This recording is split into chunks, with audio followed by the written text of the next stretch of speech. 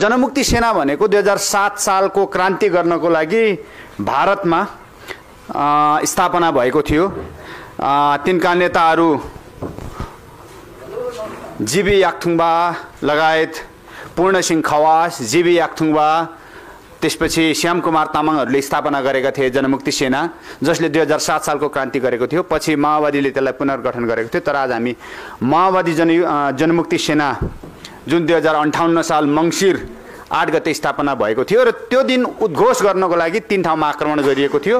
त्यो मध्ये 16 को आक्रमण चाहिँ सफल भएन, तर बाँकी ठाउँमा आक्रमण गरेर सुरु भएको थियो। यस्ता क्रान्तिहरू प्रारम्भमा नेपाली कम्युनिस्ट आन्दोलन संसारभरि जस्तै प्रारम्भमा एकदम उत्साहका साथ सबैजनाले आशा गरेका थिए। 47 सालमा भर्खर क्रान्ति भएपछि, परिवर्तन भएपछि पनि 52 सालमा आह्वान गर्दाखेरि जनताहरू सहभागी भएका थिए। मजदुर, किसान, गरिबहरूले अपेक्षा र आशा गरेका थिए। तर यस्ता क्रान्तिहरूपछि, विशेष गरी कम्युनिस्ट मार्क्स समाजवादी क्रान्तिहरूपछि संसारको बारेमा, संसारभरिको क्रान्तिकारीहरूको अवस्थाको बारेमा एकजना दक्षिण अमेरिकाका मार्क्सवादी सिद्धान्तकार हुनुहुन्छ अल्भारो गार्सिया लिनेरा। उहाँ पछि बोलिभियाका उपराष्ट्रपति पनि हुनुभयो। सानैमा उहाँ कम्युनिस्ट हुनुभएको थियो। त्यसपछि उहाँले पछि कम्युनिस्ट सिद्धान्तमा उहाँको एकदम राम्रो दखल राख्नुभयो। उहाँले एउटा प्रसङ्ग उठाउनु भएको छ। म यो प्रसङ्ग यहाँ जोड्न चाहन्छु। आज नेपालको प्रसङ्गसँग यो मेल खाने भएको छ। आजका नेपालका क्रान्तिकारी कम्युनिस्ट नेतृत्वहरूको सन्दर्भमा यो मेल खाने भएकोले मैले यहाँ उहाँलाई जोड्न चाहेँ। उहाँ के भन्नुहुन्छ भने हिजोका क्रान्तिकारीहरू आज नयाँ बुर्जुवा बनेका छन्। उहाँकै शब्दमा ठ्याक्कै भन्ने भने yesterday's rebel who captivate the poor peasants with the fairy of their subversive languages today find themselves at the helm of dazzling private companies and NGOs that continues to ride the martyred back of the same peasants previously summoned. Russia, China, Poland, El Salvador, Nicaragua, communist and socialist parties, armed and unarmed vanguards without the soul, this day no longer orient any inputs of social redemption, nor do they symbolize any communist commitment to just and fair dissatisfaction. They symbolize the massive historical shame. अर्थात हिजोका ती बागीहरू जसले आफ्नो विद्रोही भाषणहरूको जोशले गरिब किसानहरूलाई मोहित बनाएका थिए, आज ती किसानहरूको दुःख कष्टका ढाडमा चढेर झिलिमिली निजी कम्पनी र एनजिओका मालिक बनेका छन्। रुस, चीन, एल साल्भाडोर, निकारागुआ कम्युनिस्ट र समाजवादी पार्टीहरू, सशस्त्र र निशस्त्र अग्रदस्ताहरू, भेङ्गार्ड्सहरू आज आत्मविहीन भइसकेका छन्। अब उनीहरू कुनै सामाजिक मुक्तिको चाहना प्रतिनिधित्व गर्दैनन्, न त न्याययुक्त असन्तोषप्रति कुनै प्रतिबद्धता। अब उनीहरू एक विशाल ऐतिहासिक धोखा बनेको छ। नेपालको सन्दर्भमा आज प्रचण्डजी हिजो उहाँले लड्नु भएको, उहाँको वर्ग दुश्मनको रूपमा करार गर्नुभएको एमालेका सारथीहरूलाई बोकेर पार्टी निर्माण गर्न लाग्नु भएको छ। हिजो उहाँ जनमुक्ति सेनाहरूलाई शहीद बनाउने, घाइते बनाउने, बेपत्ता बनाउने, अङ्गभङ्ग बनाउनको लागि युवाहरूलाई उद्वेलित गर्ने प्रचण्ड हैन बाबुरामजी आज नयाँ शक्ति पार्टी बनाएर आफ्नो करियर बनाउन लाग्नु भएको छ। नवउदारवादको ठेकेदार हुनुभएको छ उहाँ। यो नेपालको प्रसङ्ग मिल्ने भएको हुनाले मैले यहाँ ल्याएको हो। किनभने तिनै हिजोका क्रान्तिकारी नेतृत्वहरू आज एनजिओका मालिक भएका छन्। तपाईँ देख्नुहुन्छ कम्युनिस्ट आन्दोलनमा नेपाली नेकपा एमाले सबभन्दा धेरै के अरे एनजिओका मालिक के अरे एनजिओ सञ्चालन गर्छ नेकपा एमाले। आजका ठेकदारहरू, आजका निजी कम्पनीका मालिकहरू आज कुन चाहिँ कम्युनिस्ट नेताका घर घरमा, कसको घर घरमा कम्युनिस्टका नेताहरू बसिरहेका छन् तपाईँ हामीलाई थाहा छ। तर आज ती जनमुक्ति सेनाहरू के गर्दैछन्? जो हिजो लडे, बेपत्ता भएकाहरूको आमा बुवाले, श्रीमतीहरूले, छोराछोरीले आज पनि ती बेपत्ता भएका जनमुक्ति सेनाहरूलाई, ती क्रान्तिकारी योद्धाहरूलाई पर्खिरहेका छन्।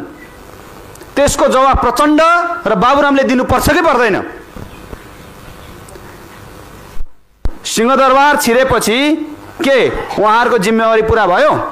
पटक पटक प्रधानमन्त्री भएपछि आफ्ना सन्तानको राजनीतिक करियर, लेगेसी ठीक गराएपछि के जनमुक्ति सेनाहरूको सबै ठीक भए? हिजोका क्रान्तिकारी योद्धाहरूको सपना पुरा भयो?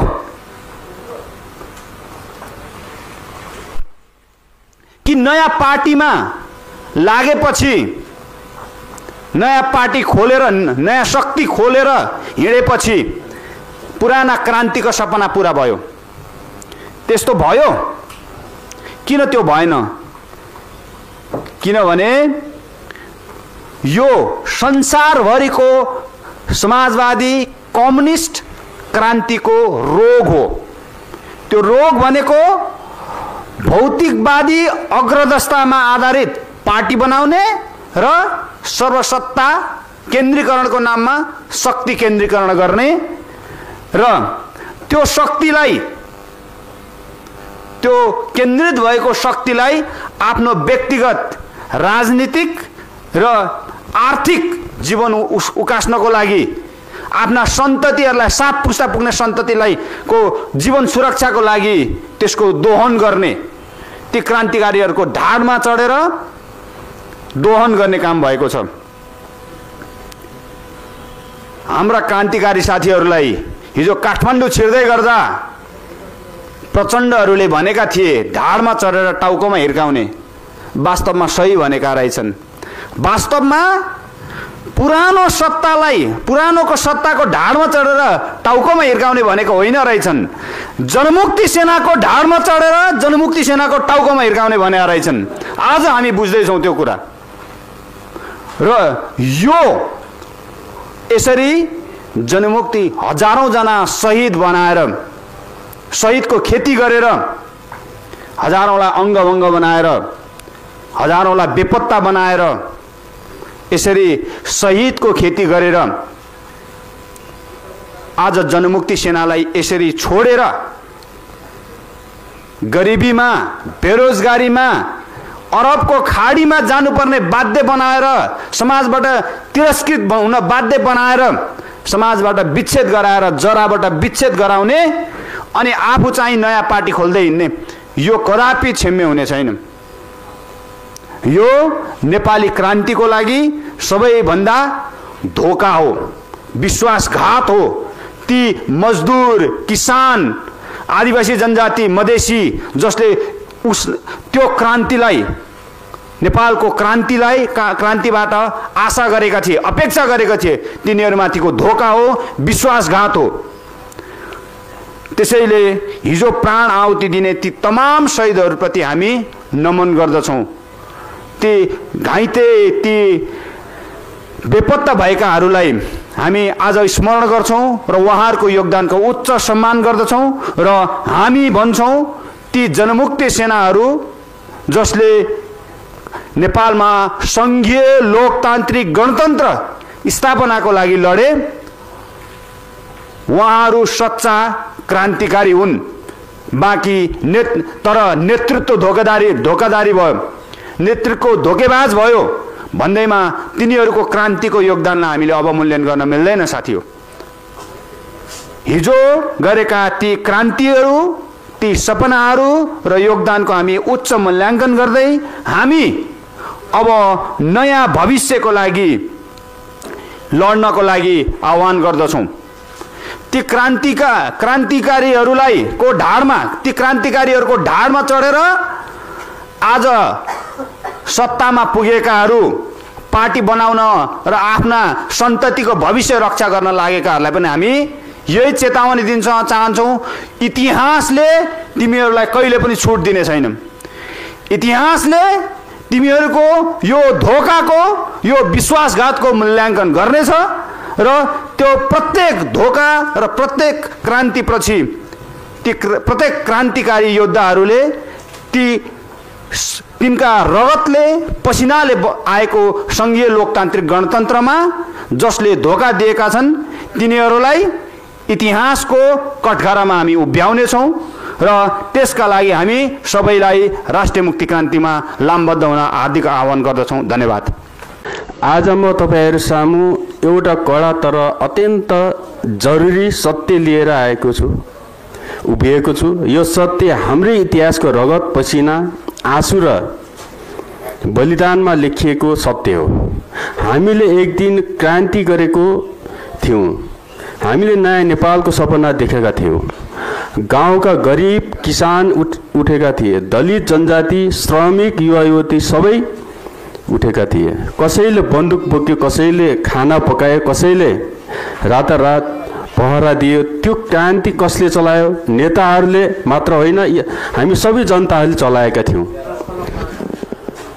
तर दाजुभाइ तथा दिदीबहिनीहरू 2063 पछिको के भयो? क्रान्तिको नेतृत्व सहरको सत्तामा पुग्यो। उनीहरू सिंहदरबार पस्दा हाम्रो सपना भने फेरि गाउँमा रोकियो, बस्तीमै रोकियो, गरिबीमै रोकियो।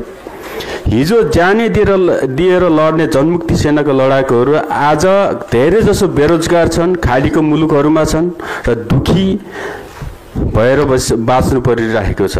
हामी सँगसँगै हिँडेकाहरू आज राजनीतिक भाषण गर्दै सत्तामा पुगेका छन्। यसरी यस्तो किन हुन्छ? किन हिजोका विद्रोहीहरू आजका पावरवालाहरू बन्छन्? किन हिजो जनताको छातीमा हात राखेर बोली बोल्नेहरू आज जनता बिर्सन्छन्? कारण एकदमै सरल छ साथीहरू। शक्ति जब केही हातमा थुनिन्छ, क्रान्ति बिस्तारै मर्दै जान्छ। जनताको आवाज सुन्न नसक्ने पार्टी कसरी जनताको दुःख बोक्छ? हामीले देख्यौँ जनयुद्धको सबैभन्दा ठुलो मूल्य चुकाउने जनता भए, तर फाइदा उठाउने थोरै नेताहरू मात्र भए। तर दिदीबहिनी तथा दाजुभाइहरू, यो दुःख इतिहास केवल दोषारोपणका लागि मात्र होइन, यो इतिहासबाट सिक्नको लागि हो। हामी फेरि उठ्न सक्छौँ, हामी फेरि आवाज बन्न सक्छौँ, हामी फेरि क्रान्तिलाई जनताको हातमा फर्काउन सक्छौँ। क्रान्ति सिंहदरबारमा बन्द हुनुपर्ने होइन। क्रान्ति त गाउँ घर दलितको आँगनमा, मजदुरको हातमा, युवाको हातमा र सम्पूर्ण जनताको सपनामा चाहिँ बाँच्नुपर्छ। आज म भन्न चाहन्छु, जनयुद्ध असफल भएको होइन, राजनीतिक जनताको सपना असफल पारेको हो। त्यसैले अब यो समय आएको छ, नेताहरूलाई होइन, आफ्नै बलिदानलाई सम्मान गर्ने राजनीति बनाउने, कुर्सीलाई होइन, जनताको पेट र भविष्यलाई प्राथमिकता दिने राजनीतिक बनाउने। यदि हामीले फेरि जनताको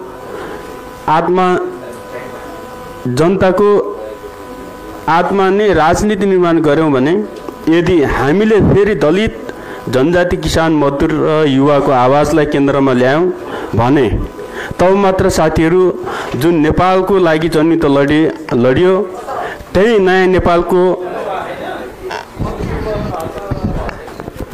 खासमा जनयुद्ध लड्नुको मूल उद्देश्य भनेको चाहिँ सुशासन, समृद्धि, मुख्यतः गाँसबास, कपास, शिक्षा, स्वास्थ्य र रोजगारको निम्ति थियो। त्यो चाहिँ अधुरो भएको हुनाले फेरि जुर्बुनाउनु पर्छ भन्ने हाम्रो चाहिँ मूल उद्देश्य रहेको छ। र यसमा मुख्यतः नेपालमा कम्युनिस्ट पार्टीहरू वा विश्वमा मैले गरेको अनुभव चाहिँ के छ भन्नुहुन्छ भने, कम्युनिस्ट पार्टीहरूले विद्रोह चाहिँ गर्न सक्छ तर सत्ताको व्यवस्थापन गर्न सक्दैन भन्ने चाहिँ मैले चाहिँ देखिरहेको छु। यो मेरो अनुभव पनि हो। सायद दार्शनिकहरूले पनि, कम्युनिस्ट दार्शनिकहरूले एउटा कमजोरी चाहिँ गरेको छ, त्यो भनेको चाहिँ कम्युनिस्टहरूले के भन्छ भन्नुहुन्छ भने एकता, सङ्घर्ष र रूपान्तरण भन्छ क्या। कम्युनिस्टहरूको दर्शनको मूल कुरा यो छ। तर एकता, सङ्घर्ष र रूपान्तरणले के गर्दो रहेछ भने विद्रोह चाहिँ जन्माउँदो रहेछ। तर त्यसले सत्ताले व्यवस्थापन गरेर जनताको पक्षमा काम गर्ने, सुशासन र समृद्धि ल्याउनको लागि चाहिँ त्यसले चाहिँ भूमिका नखेल्दो रहेछ त्यो दर्शनले। त्यसकारण त्यो दर्शनमा त्रुटि छ भन्छु मैले चाहिँ। एकता, सङ्घर्ष र रूपान्तरण होइन कि एकता, सह अस्तित्व र रूपान्तरण अबको युगको आवश्यकता हो।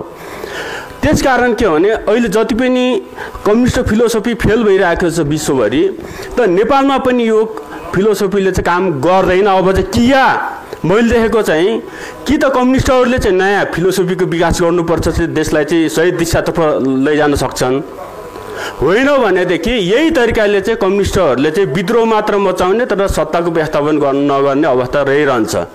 त्यसकारण नेपालमा अहिले जुन जति पनि क्रान्ति र बलिदान भयो, अहिले भर्खर जनजीको आन्दोलन पनि भयो, योभन्दा 7 साल 46 सालदेखि लिएर 62-63 लिएर जनयुद्ध जो भयो, यी सबै भइसके पछाडि पनि चाहिँ नेपालमा मैले देखेको कुरा के छ भन्नुहुन्छ भने तीनवटा शक्तिहरू यो परिवर्तनलाई रोक्न चाहन्छन्, समृद्धिलाई रोक्न चाहन्छन् र चाहिँ विकासलाई चाहिँ बाधा गर्न चाहन्छन् भन्ने चाहिँ मेरो अनुभवले चाहिँ भन्छ। तपाईँहरूको अनुभवले के भन्छ मलाई थाहा छैन।